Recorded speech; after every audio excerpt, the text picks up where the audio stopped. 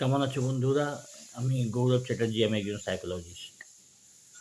তো দাঁড়াও ১ মিনিট।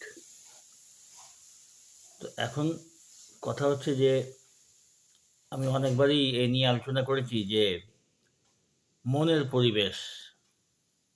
মানে কোনো কিছু আমি অ্যাচিভ করতে গেলে মনের একটা পরিবেশ দরকার। হুম? মনের যেমন পরিবেশ হবে আমার অ্যাচিভমেন্টও সেরকমই হবে। কেন? না, যেমন আমার মনের পরিবেশ আমি তৈরি করব আমার চিন্তাধারা দিয়ে, যেমনি আমার ভাব হবে মনের। সেরকম মনের একটা পরিবেশ তৈরি হবে। সেই রকমই আমার মনের চিন্তাধারা আমার লাইফটাকে প্রভাবিত করবে, আমাকে প্রভাবিত করবে। সবথেকে ১ম এ মনের চিন্তাধারা মানুষকে প্রভাবিত করে। যে যার যেমন চিন্তা তাকে। তারপরে সেটা অবচেতন মনে যখন নেয়, তখন সেটা সমগ্র জীবনে এবং বাস্তব জীবনে তার প্রতিফলন হয়। এটা আমরা জানি। ওইজন্য এটাকে কোনরকম আলাদা করে ম্যাজিক হিসেবে না নিয়ে মনের ব্যাপারটাকে স্বাভাবিক একটা মনের ফেনোমেনা বা মনের একটা প্রক্রিয়া, স্বাভাবিক প্রক্রিয়া হিসেবে এটা দেখাই ভালো। কারণ লোকে এটাই ভাবে যে একটা টেকনিক করব, কি থেকে বিপদ থেকে উদ্ধার পাবো। হ্যাঁ? কি থেকে টাকা পয়সা আসবে, কি করলে কি হবে? এটাই তো। তো যার জন্য মানুষ পুজো পাঠ করছে, হ্যাঁ? নানা রকম ব্রত উপবাস করছে কোনো একটা উদ্দেশ্য পুরোর জন্যে। এগুলো সব ঠিক আছে। এগুলো কি জন্য করে? এগুলো করলে একটা টেকনিক বলতে গেলে। একটা উপবাস করলাম, মন্দিরে গেলাম, আসল উদ্দেশ্য হলো মনের যে পরিবেশ যেটা, মনের ভেতরকার যে আবহাওয়া সেটাকে ঠিক করা। মনের আবহাওয়াকে কি করছে না সে পজিটিভ করছে। সে নানা রকম আ মা পুজো অর্চনার মাধ্যমে, প্রার্থনার মাধ্যমে মূল উদ্দেশ্য কিন্তু উম মনকে ঠিক রাখা, মনকে পজিটিভ রাখা। এটাই কিন্তু আসল কাজ। আচ্ছা, অনেকে কোনো বিশেষ উদ্দেশ্য নিয়ে মানুষ করে। তার মানে কি? মনের অবচেতন মনকে সেই ডাইরেকশন দিচ্ছে যে এই জিনিসটা আমার চাই। এবং তার জন্যে অবচেতন মনকে নানান উপায়ে, এই ধরনের স্পিরিচুয়াল উপায়ে মনকে কনভিন্সড করছে। যখন সে এক মনে বিশ্বাস করছে, থাকে যে অমুক দেবতা খুব আ মা জাগ্রত। তাতে কি হচ্ছে? তার ফেথ তৈরি হচ্ছে। যেটা খুব দরকার ম্যানিফেস্টেশন এর ক্ষেত্রে। হুম? ফেথ মানে বিশ্বাস যেটা সেটা দরকার, একাগ্রতা দরকার। কোনো একটা উদ্দেশ্য ঠিক হওয়া দরকার যে এই উদ্দেশ্যের জন্য আমি এটা ম্যানিফেস্টেশনটা করছি। তো এই সবগুলোই ব্রত উপবাসে মানুষ অজান্তেই করে থাকে। তো এইটা আসল জিনিস দেখতে হবে। যেমন কেউ আর্থিক উন্নতি চাইছে। তো মনের পরিবেশটার কি হচ্ছে?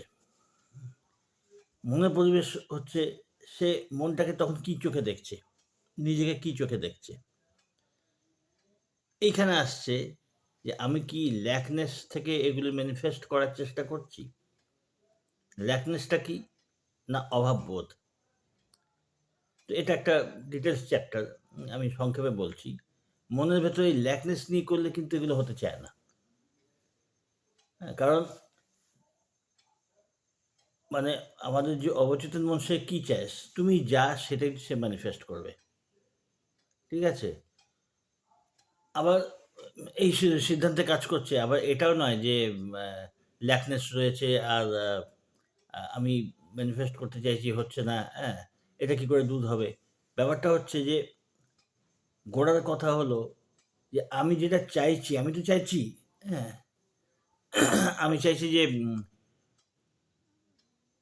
টাকা-পয়সা আসুক। আমি চাইছি যে আমার সম্মান বাড়ুক। সবই পাইছি, হ্যাঁ? সব চাইছি আমরা। কিন্তু মন কি তাকে সাপোর্ট করছে আমার চিন্তাকে? এটা দেখতে হবে।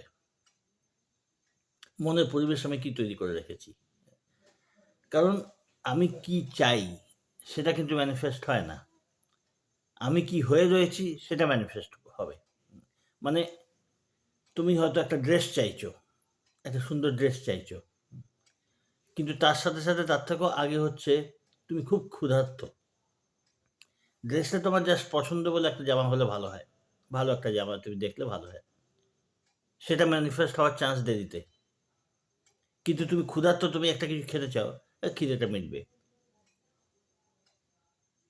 সেটা ম্যানিফেস্ট হওয়ার চান্স ১ম এ। কেন? না তুমি কি হয়ে রয়েছো না ক্ষুধার্ত। বলছি তো তুমি কি চাইছো সেটা অত ইম্পোর্টেন্ট নয়। ওটার ইম্পোর্টেন্স অত নেই। তুমি কি হয়ে রয়েছো? তুমি ক্ষুধার্ত হয়ে রয়েছো। ওইটা ম্যানিফেস্ট হবে। ঠিক আছে? এই ব্যাপারটা হলো যে আমি কি হয়ে রয়েছি, হ্যাঁ? তার মানে আমি যদি অর্থ করি, যোগ্যতা আমি চাই, আমি যদি চাই যে উপার্জন হোক, তো মনে করতে হবে আমি ওই অবস্থায় রয়েছি। আমি অলরেডি রিচ, অর্থশালী, বিত্তশালী। মানে তুমি যেটা হয়ে রয়েছো সেটাই তুমি ম্যানিফেস্ট করবে। এর জন্য যাবতীয় যে প্র্যাকটিস, যদি আমি আরোগ্য চাই, তো আমি দেখব যে হ্যাঁ, আমি সুস্থ। কারণ আমি ওটাই চাই। আমি ওটাই হয়ে রয়েছি যে আমি সুস্থ হয়ে রয়েছি। নিজেকে যার জন্যে ভিজুয়ালাইজেশন এর মধ্যে সুস্থ দেখতে হবে। ভিজুয়ালাইজেশন এর জন্য কনফিডেন্ট দেখতে হবে।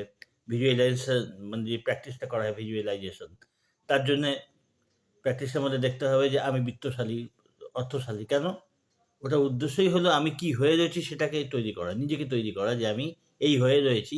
এই আ অবস্থাটাকে অনুভব করতে, করতে নিজেকে সেরকম অনুভবের মধ্যে আনতে হবে আগে। আমি আর্থিক দিক দিয়ে সম্পন্ন, তো আমি নিজেকে চিন্তা করতে, করতে ওই নিয়ে ভাবতে, ভাবতে প্র্যাকটিস করতে, করতে নিজেকে সেটা করে রাখতে হবে। কেননা আমি যেটা হয়ে থাকবো সেটাই আমি ম্যানিফেস্ট করব। এই জিনিসটা খেয়াল রাখা। তো হয়ে থাকা, কোন জিনিস হয়ে থাকা। এখন তুমি যেটা বলছো যে আমার কাছে টাকা পয়সা নেই, আমি কি করে বিত্তশালী হব? কল্পনায় তো মানুষ সবকিছুই দেখতে পারে। তো কল্পনা করো। কল্পনা করে তো মানুষ সবকিছু, রাজাও নিজেকে মনে করতে পারে। কল্পনা করতে দোষ কি? হ্যাঁ, শুধু সাধারণ মানুষ কল্পনা করে অনেক কিছু, কিন্তু সেটাকে ভেতরে, ভেতরে বিশ্বাস করে না। ওইখানে খেয়াল রাখতে হবে। কিভাবে? না আমি যেটা কল্পনা করছি সেটা নিজেকে আমি চেঞ্জ করার জন্য করছি, এবং যখন নিজের চেঞ্জ হবে আস্তে, আস্তে বাইরের দুনিয়া চেঞ্জ হবে। আমার বাস্তব জগৎ ওই অনুপাতে চেঞ্জ হবে। এইটা বিশ্বাস রেখে আগে কাজটা ভেতর থেকে শুরু করতে হবে, নিজে থেকে।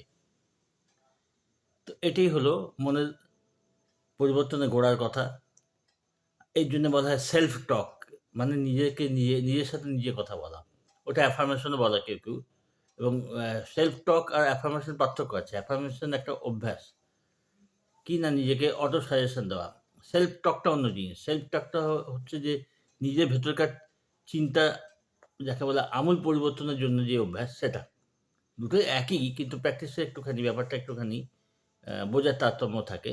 যে সেলফ টক মানে অনবরত আমি নিজেকে কি মনে করছি, নিজের সাথে কি কথা বলছি, হ্যাঁ? মানে নিজেকে কি মনে করছি সেটা। সেটা পরিবর্তনের জন্য অ্যাফার্মেশনের দরকার হয়। এটা হলো। তো পুরো ব্যাপারটাই হলো অভ্যাস, এক নাগাড়ে অভ্যাস। গাইডেন্সের দরকার পড়ে। এবং গাইডেন্সের পরে নিজস্ব ব্যক্তিগত অভ্যাসের দরকার পড়ে। কারণ অনেক কিছু ভেতরকার ব্যাপার থাকে যেগুলো নিজে, নিজে অভ্যাসে অনেক সময় বাধা আসে। তখন গাইডেন্সের দরকার পড়ে। তো ঠিক আছে, তোমরা যতখানি পারো অভ্যাস করে যাও। ভিডিওগুলো দেখতে থাকো। কিছু দরকার হলে প্রশ্ন করো। ভালো থেকো, সঙ্গে থেকো।